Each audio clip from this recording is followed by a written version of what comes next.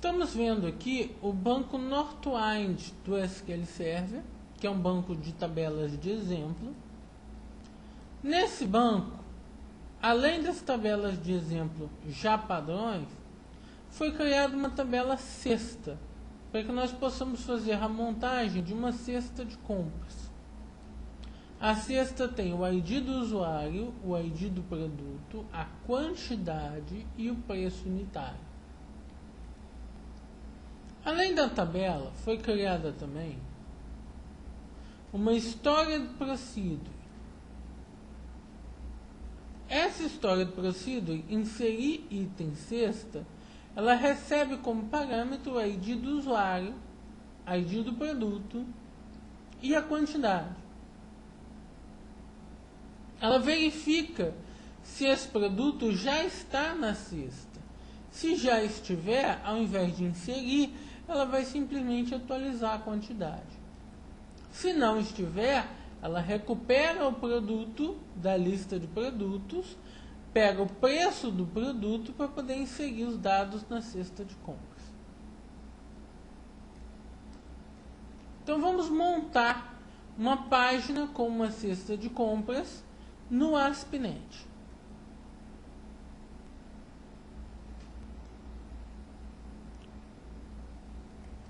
Eis uma página inicial, default ASPX.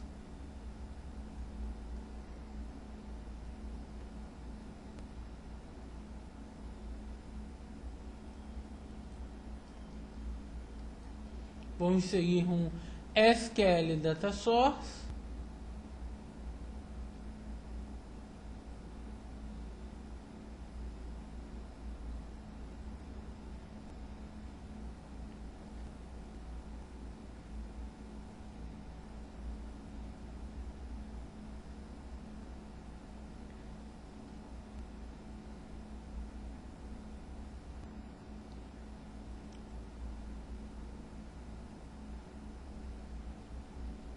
Configurar esse data source.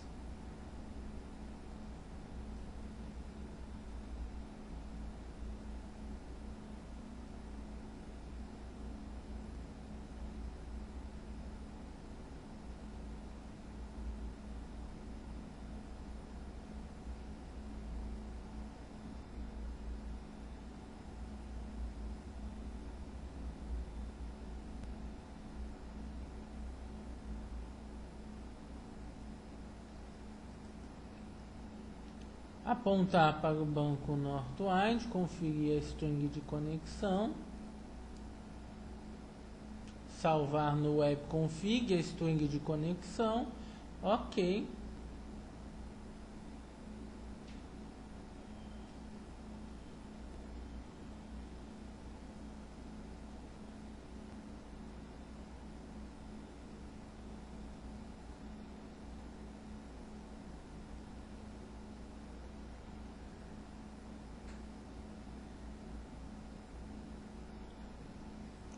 Eu não vou selecionar os dados do produto por aqui, eu vou montar uma query builder.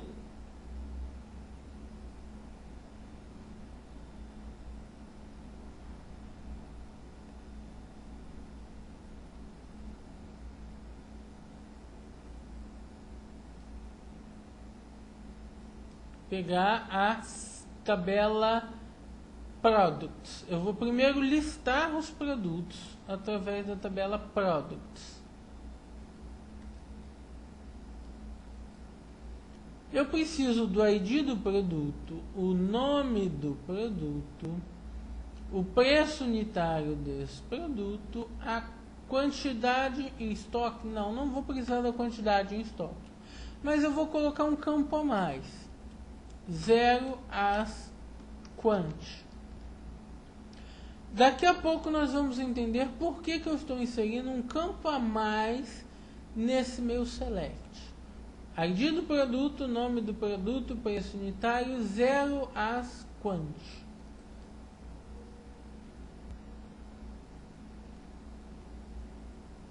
Vou aproveitar e já configurar o update, que vai ser feito com uma história de procedure. Qual? A Store Procedure, inserir item na cesta.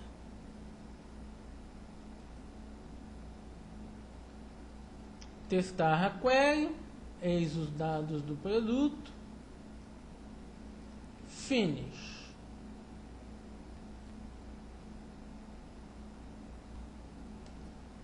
Pronto. Agora eu vou inserir um grid view.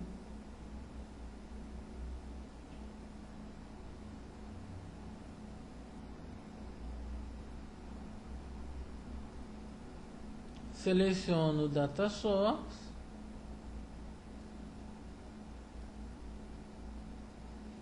Eis as colunas.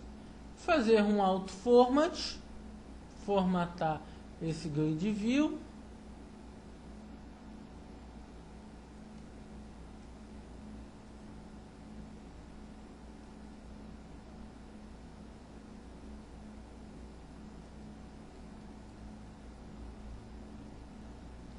Editar as colunas.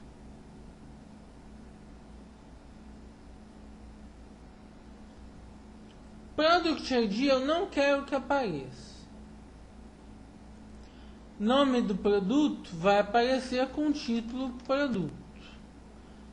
Preço unitário vai aparecer com o título preço. Vou desligar o HTML encodes e colocar a formatação chave 02.c. Pronto. A quantidade eu vou converter para template. Ok. Eis a minha grid. Produto, preço. Na coluna de quantidade, eu quero exibir uma caixa na qual o usuário possa digitar a quantidade que ele deseja desse produto e fazer a compra. Eu vou pedir para editar esse template da quantidade.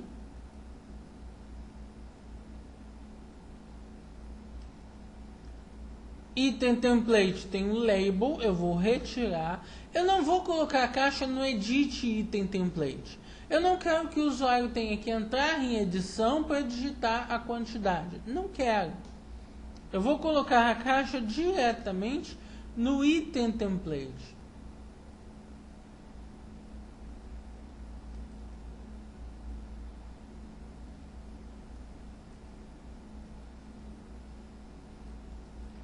Edit Data Bindings, essa caixa vai estar vinculada a um campo, que é o campo Quant.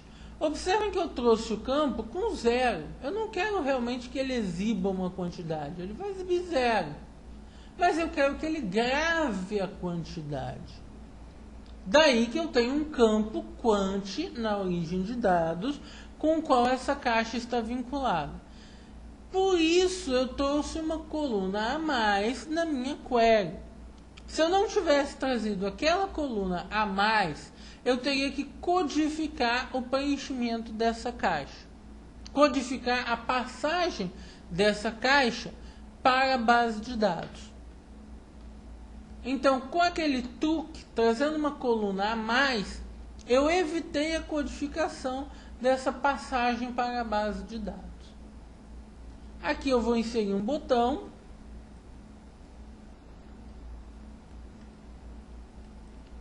Chamá-lo de CMD comprar. Comprar. Pronto. End Template Edit. Aí está. Tem uma caixa de texto e um botão em cada linha da minha grid, para o usuário digitar a quantidade que ele deseja adquirir de cada produto.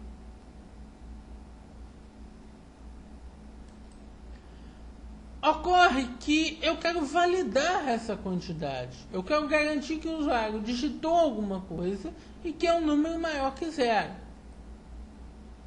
Vamos usar para isso os validadores. Eu vou adicionar aqui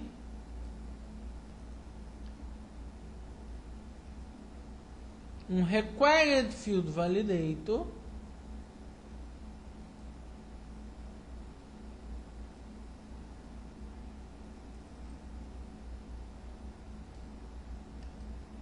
Aí está. Preencher a mensagem de erro.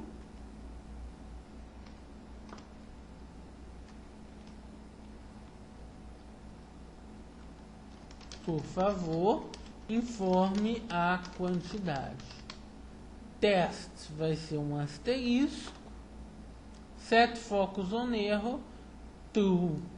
Control to validate. Test box 1. Vamos trocar o nome da test box 1. Já colocar com o nome de quantidade.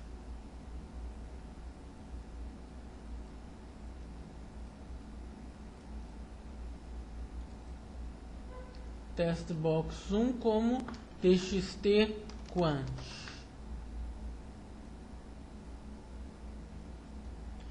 Meu botão vai validar propriedade. O validador vai validar a caixa de quantidade. txt quant no validador. Ok. Já vimos a validação antes, não é novidade. Vou colocar um compare validator.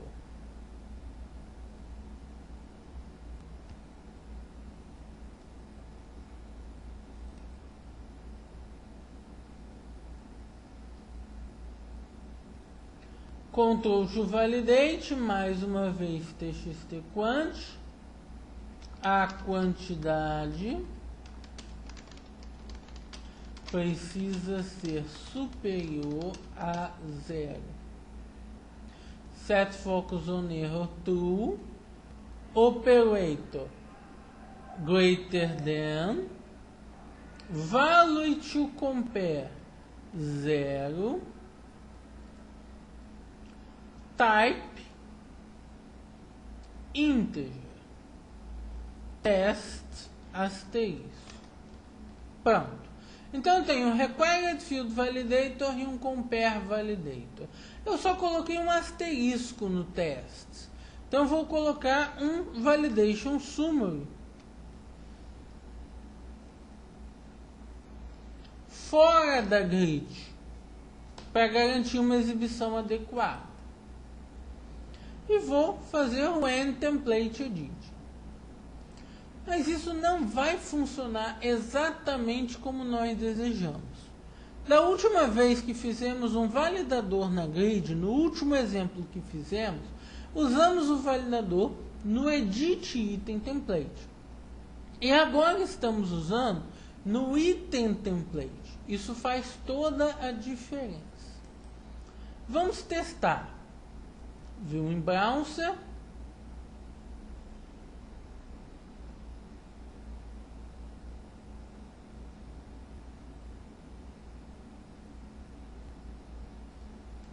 Iniciou o servidor.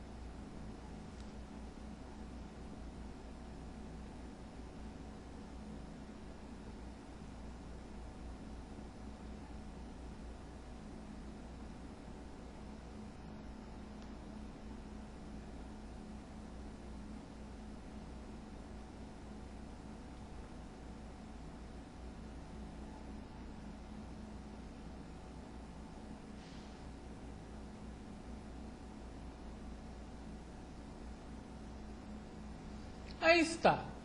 Tenho a minha grid view, com os dados dos produtos e as caixas de texto. Então eu vou digitar uma quantidade de um produto e pedir para comprar esse produto. A linha em que eu digitei a quantidade está correta, mas ele reclamou de todos os outros produtos. Cada botão da minha grid faz a validação de todas as caixas e não apenas da caixa na linha em que ele se encontra. Isso porque todas as caixas estão abertas na tela. Da última vez que nós fizemos no Edit Item Template, tínhamos apenas uma caixa por vez aberta na tela. Agora temos todas de uma vez. Então, como fazer para garantir que ele valide apenas linha por linha da grid e não todas as linhas de uma vez só?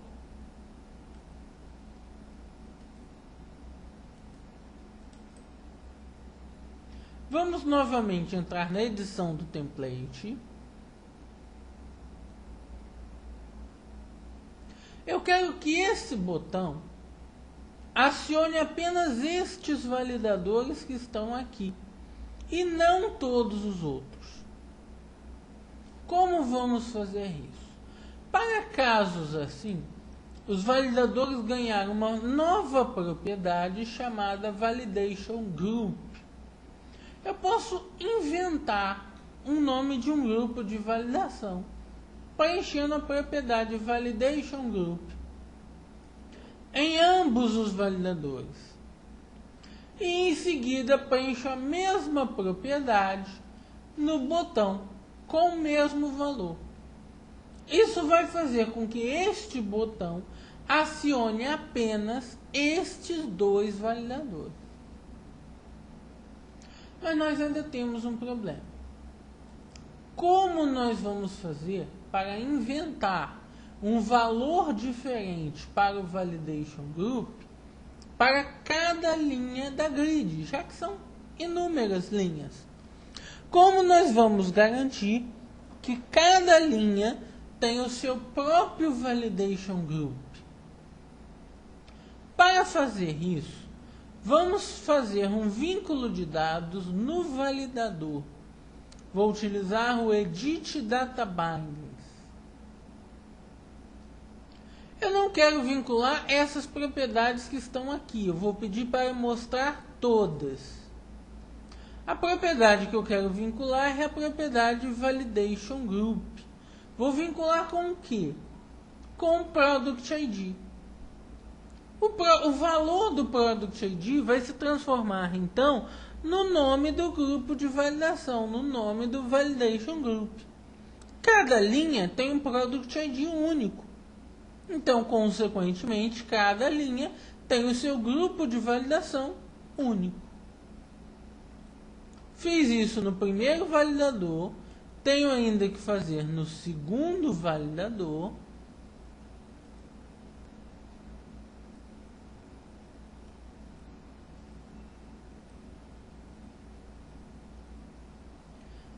E no botão.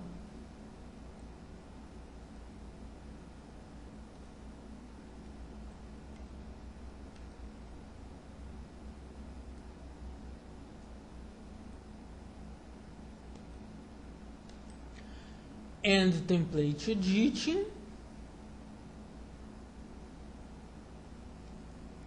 Vamos testar novamente a nossa página. View em Browser. Salvar.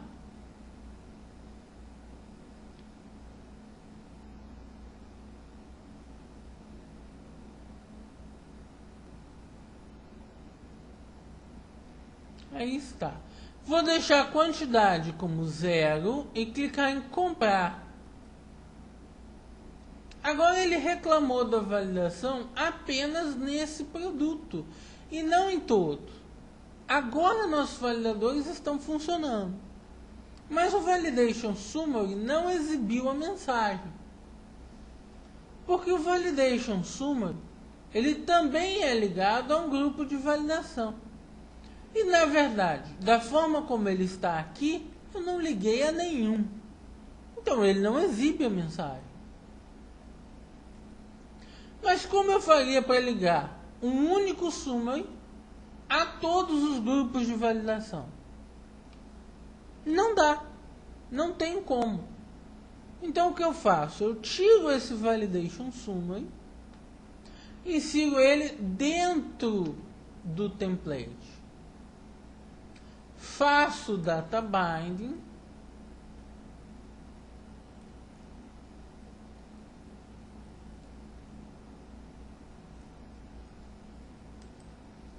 e vou alterar a forma de exibição. Ao invés de exibir como show summary, o que faria a grid ficar feia, ele vai exibir com show message box. End template editing, salvo,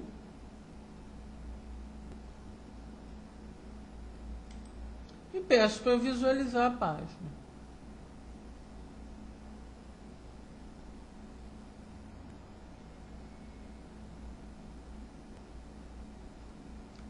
Comprar, tá lá. A quantidade precisa ser superior a 0. Mas aqui ele não diz de qual produto, qual foi o produto que eu tentei comprar. Vamos resolver isso. Podemos resolver isso também usando os recursos de data binding. Vamos ao template. Para facilitar, vamos pegar a mensagem do validador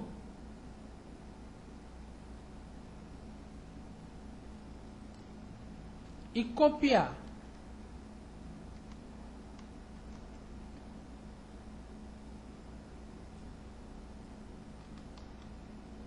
Vou recortar essa mensagem. Pronto. E agora eu vou fazer o data binding. Edit data bindings.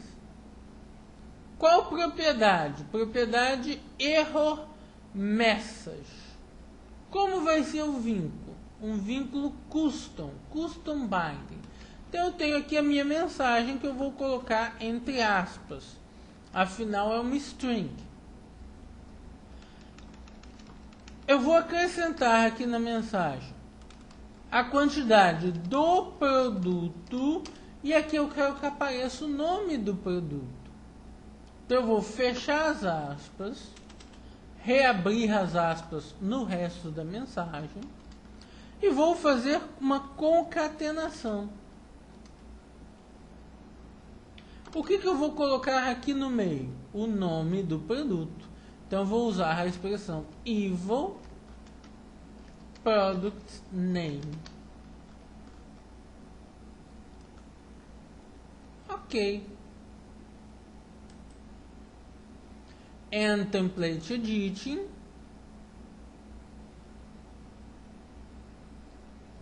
Salvo. E testo.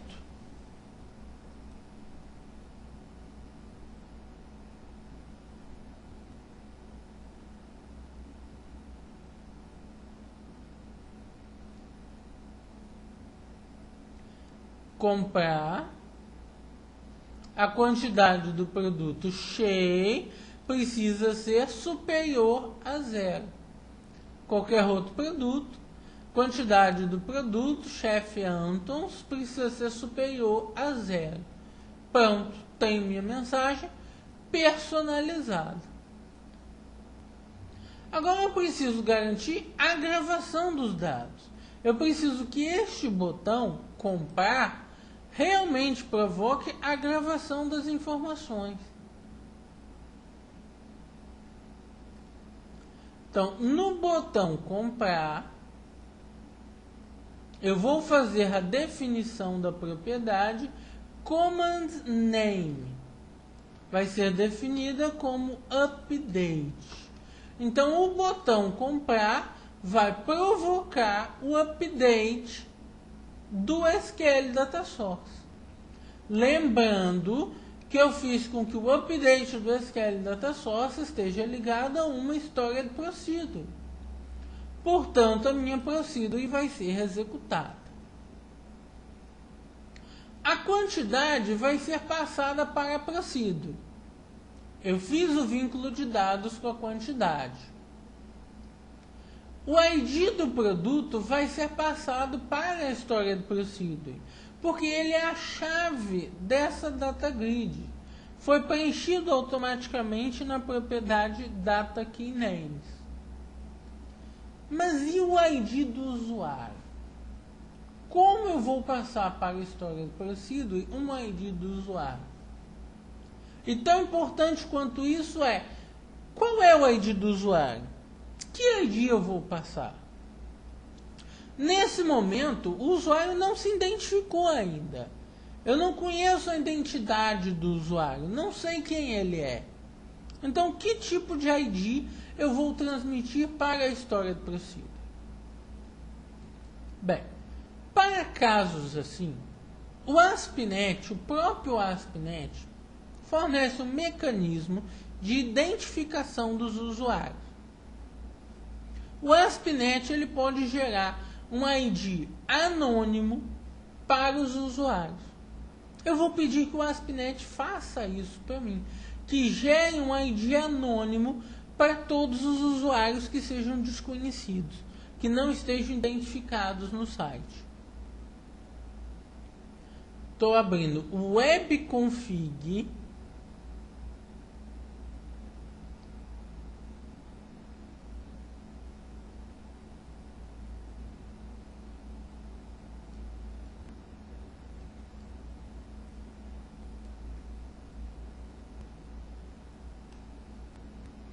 Aqui no webconfig eu vou utilizar uma nova tag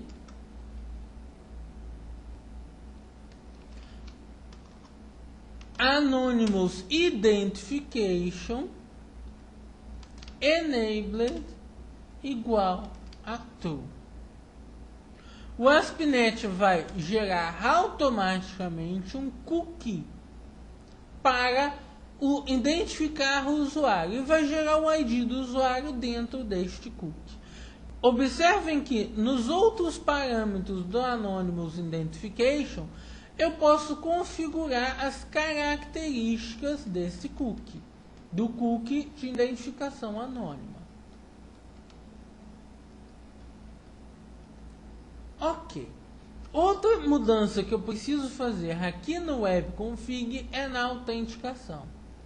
A autenticação é definida como Windows por default. Isso vai fazer com que o meu usuário Windows seja identificado, não é anônimo. Para este exemplo, não queremos isso. Então, eu vou mudar a autenticação para Forms. Como eu não montei nada para realizar a autenticação, como nenhuma tela de login, nada, ele vai considerar o meu usuário um anônimo. Pronto. Resolvi metade do problema. O ID do usuário já é gerado. Mas como eu vou transmitir este ID do usuário para o SQL Data Source? Neste caso, eu vou ter que entrar no código. Eu vou utilizar um evento do SQL Data Source. Vou utilizar o evento updating, que é quando ele está realizando a atualização, o processo de atualização. Nesse evento updating eu recebo no E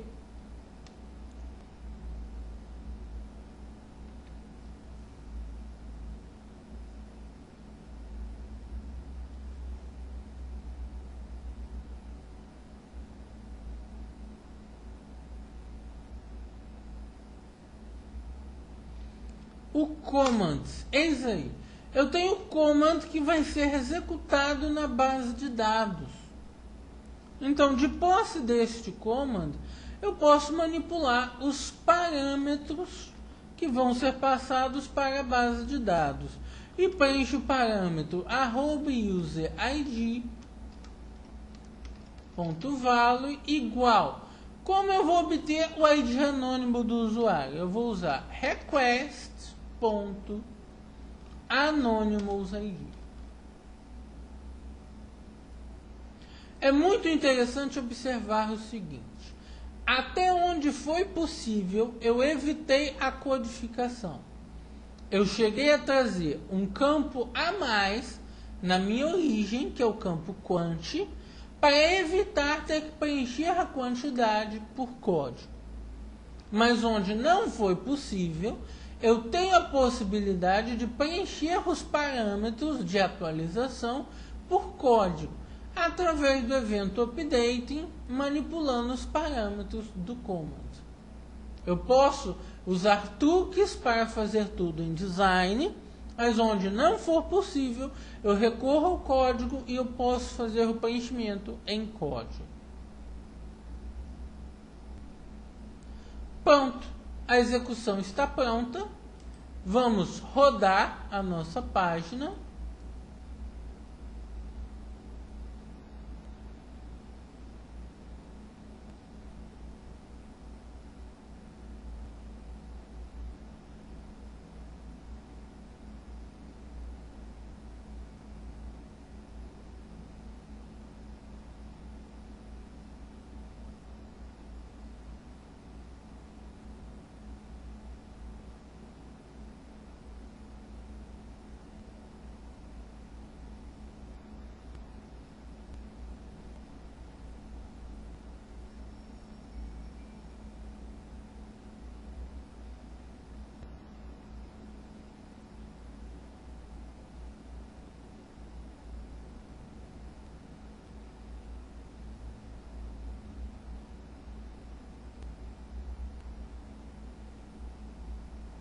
Aí está nossa lista de produtos.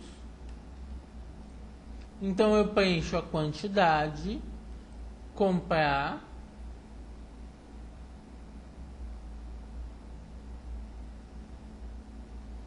a compra já foi registrada. Podemos conferir na base de dados, na tabela cesta,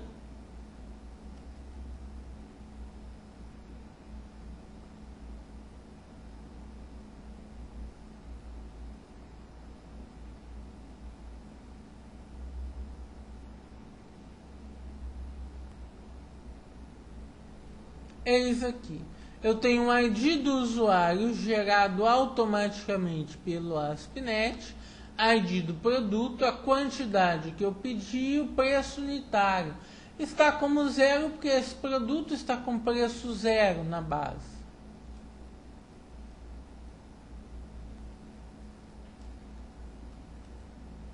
Ok. Vamos fazer mais uma experiência. Digamos que por algum motivo eu tivesse que converter uma coluna a mais em template. Por exemplo, o preço. Por algum motivo eu preciso converter a coluna do preço em template.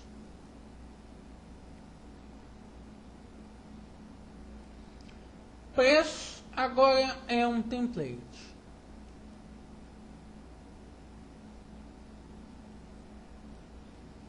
Vou salvar.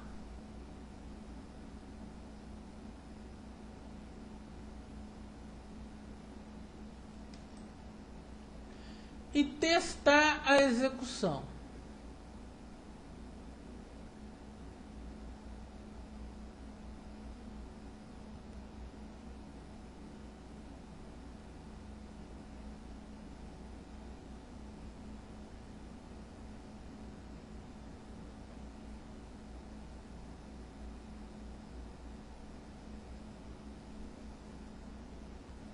Vou pedir para comprar 3 unidades de um outro produto.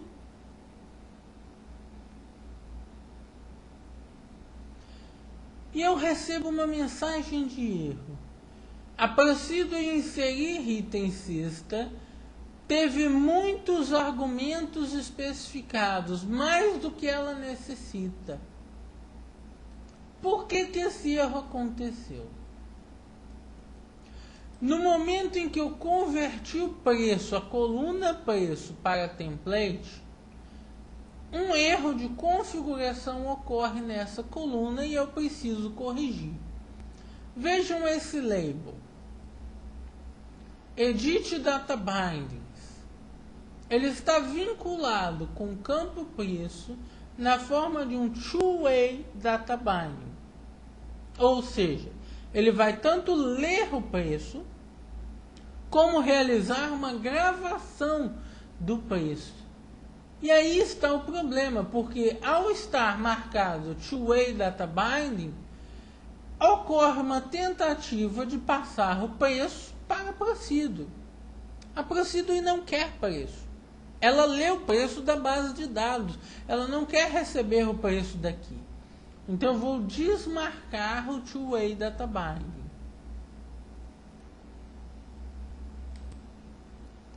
End template editing. Salvo. Vou novamente rodar a minha página.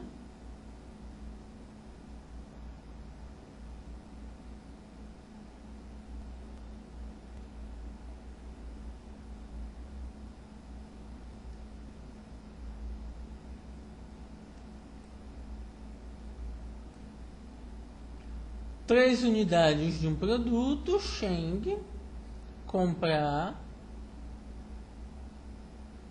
Pronto. A gravação, mais uma vez, funcionou. E eu posso conferir na tabela sexta o ID do produto 2, quantidade 3, preço 21. Observem que o ID do usuário é exatamente o mesmo, porque o ASP.NET gravou esse ID em um cookie na minha máquina. Então eu mantenho o mesmo ID, mesmo depois de ter fechado e aberto o browser inúmeras vezes.